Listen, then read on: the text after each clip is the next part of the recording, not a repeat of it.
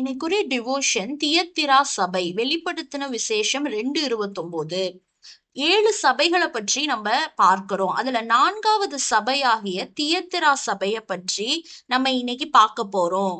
நம்ம இதுல நன்கு புரிந்து கொள்றபடி ஆவியானவர் நமக்கு இன்னைக்கு இதுல உதவி செய்வாராக. தியத்திரா அப்படின்னா குமாரத்தி அப்படின்னு மீனிங்கா. தியத்திரா பட்டணத்துல 30,000 மக்கள் வாழ்ந்தனர் அப்படிங்கிறது குறிப்பிடப்பட்டிருக்கு. இது ஒரு வியாபார ஸ்தலம் அப்படின்னு ஹிஸ்டரியில ஆசிரியர்கள் சொல்றாங்க. இங்க அப்பாஸ் அப்படிங்கிறவன் தன்னை தேவகுமாரன்னு கூறி வந்திருக்கான். அந்த காலகட்டத்துல மரியாள வழிபடுற முறையும் இருந்திருக்கு. தியத்திரா பட்டணத்துல தியத்திரா சபை இருந்திருக்கு. தேவன் தியத்திரா சபைக்கு தன்னை அக்கினி ஜுவாலை போன்ற கண்களை உடையவர் அப்படின்னு இன்ட்ரடியூஸ் பண்றாரு.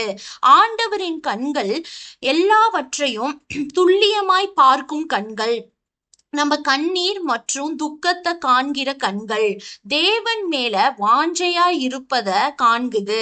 விசுவாசத்தை காண்கிறது. வாழ்க்கையில நொந்து சோர்ந்து போனவர்களை காண்கிறது. ஆண்டவரை உண்மையா தேடுகிறவர்களையும் அவருடைய கண்கள் பார்த்து கொண்டே இருக்கும்.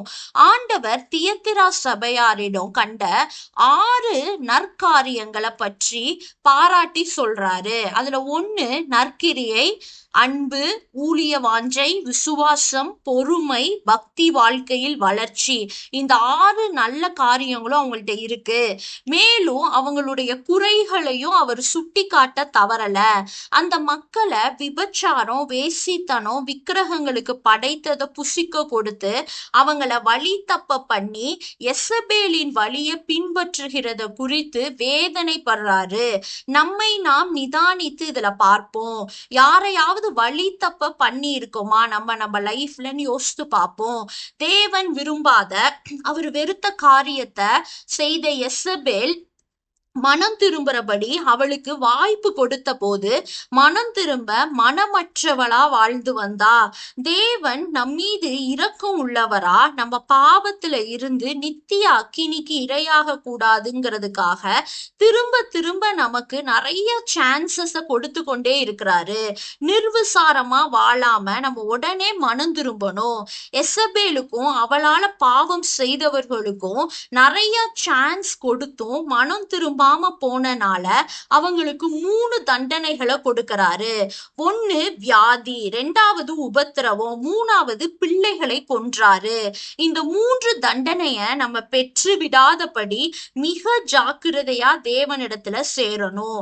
எசபேலின் போதனைகளை தான் தேவன் சாத்தானின் ஆழங்கள் அப்படின்னு சொல்றாரு.